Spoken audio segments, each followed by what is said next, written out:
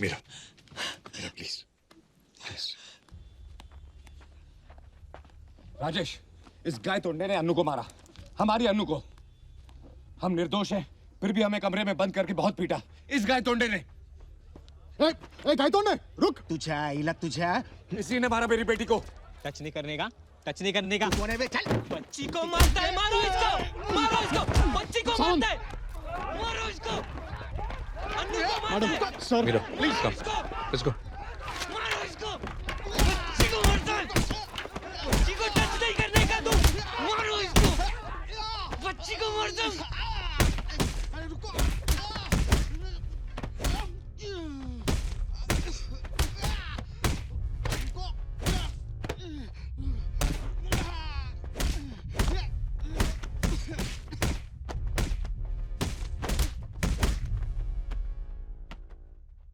गोवा की आईजी मीरा देशमुख के बेटे सैम देशमुख के लापता होने के केस में पुलिस ने विजय साड़गांवकर और उसके परिवार पर बेकसूर होने के बावजूद जिस बेरहमी से अत्याचार किए हैं उसके खिलाफ पूरे देश में प्रक्षोभ का माहौल है।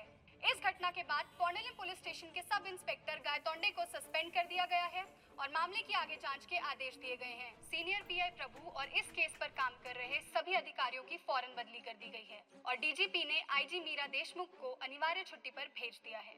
एक जनहित याचिका पे फैसला देते हुए कोर्ट ने ये आदेश दिया है कि इस मामले में अगर पुलिस को विजय साड़गांवकर या उसकी फैमिली से किसी भी तरह की पूछताछ करनी है तो उन्हें पहले कोर्ट से इजाजत लेनी होगी। विजय,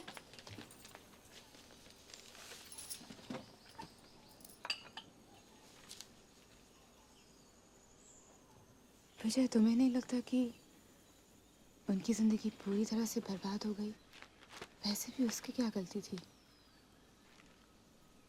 आईजी होने के साथ साथ वो एक माँ भी तो थी।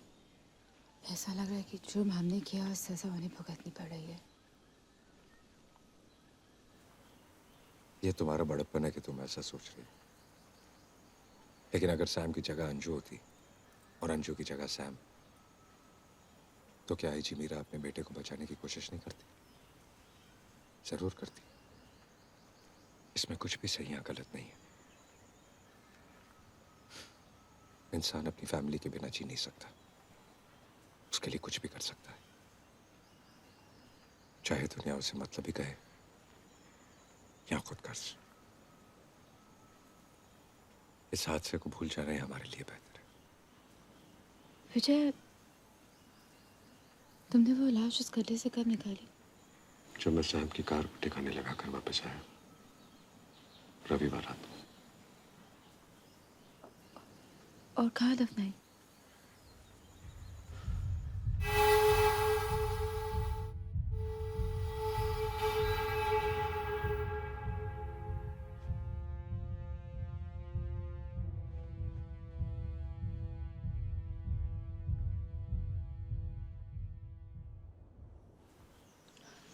वो राज मेरे दिल में महफूज है और इसी में हम सबकी भलाई है।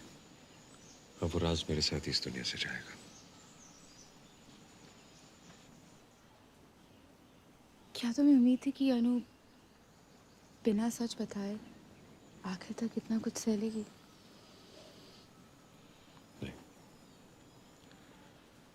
मुझे बिल्कुल उम्मीद नहीं थी कि तुम तीनों पुलिस के सामने इतनी देर तक टिक पाओगे। अनु थोड़ा पहले भी बोल देती तो चल जाता। बेचारी अनु, मेरी वजह से तुम लोगों को बहुत बर्दाश्त करना पड़ा। पापा, पुलिस आई है।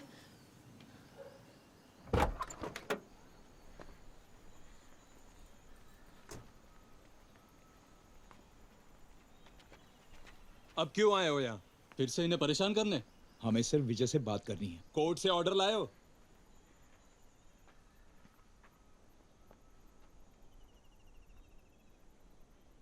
काय झालं रे विजय? काय नहीं, तुम लोग जाओ, मैं कपड़े बदल कर आता हूँ।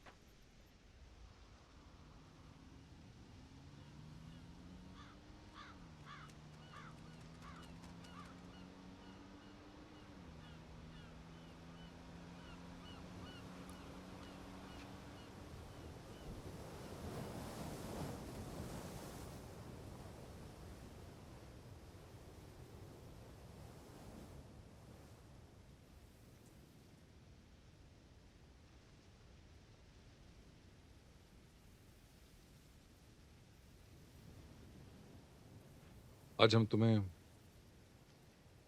आईजी, पुलिस या बिजनेसमैन नहीं, बल्कि एक माँ और बाप की हैसियत से मिलने आए हैं।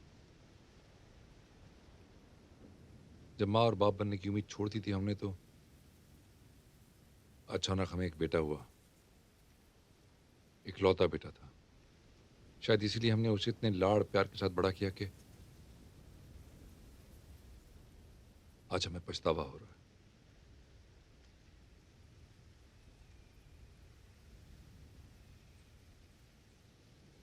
विजय, शांति से सोचने पर हमें एहसास हुआ कि हमारे बेटे के साथ जो भी कुछ हुआ या नहीं हुआ, उसकी जिम्मेदार शायद हम ही हैं। हमारे लाड़ और प्यार ने उसे इस कदर बिगाड़ दिया था। इसलिए भी हम तुमसे मिलना चाहते थे। जाने अनजाने में हमने तुम्हें और तुम्हारी फैमिली को बहुत तकलीफ पहुंचाई। सॉरी, हमें माफ कर दो। तुमसे माफी मांग। हम लोग ये देश छोड़ के जा रहे हैं, लंदन, इनके भाई के पास रहने। लेकिन जाने से पहले विजय,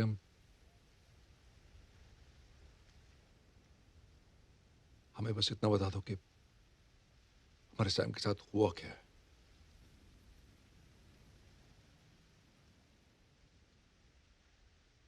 अभी भी फोन की घंटी बजती, लगता है सैम का फोन होगा। डोरबेल बजती है तो लगता है दरवाजे के बाहर सैम खड़ा है।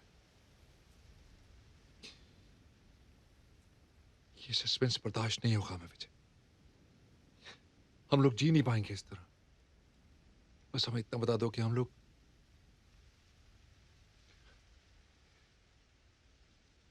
सैम का इंतजार करें या फिर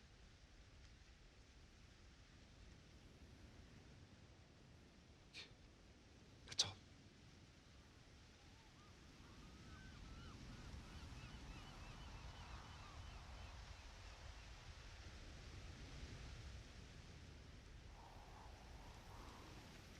मीरा, मीरा भी है।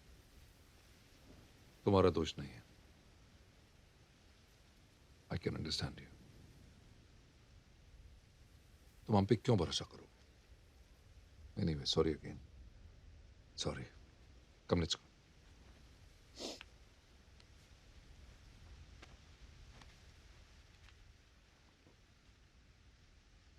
मीरा, लेट्स गो।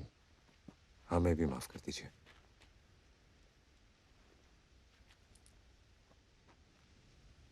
काश मेरा दिल भी आप जितना बड़ा होता। लेकिन मैं तो सिर्फ एक चौथी फेल आम आदमी हूं, जिसकी एक बीवी है और 2 बेटियां। बस यही मेरी दुनिया है, और इसके आगे मैंने कभी कुछ सोचा भी नहीं। एक दिन इस दुनिया में एक बिन बुलाया मेहमान आ जाता है। वो हमारी इस छोटी सी दुनिया को तबाह करने की साजिश करता है। हम उसे रोकने की कोशिश करते हैं, भीख तक मांगते हैं, लेकिन वो नहीं सुनता। फिर अनजाने में एक हादसा हो जाता है।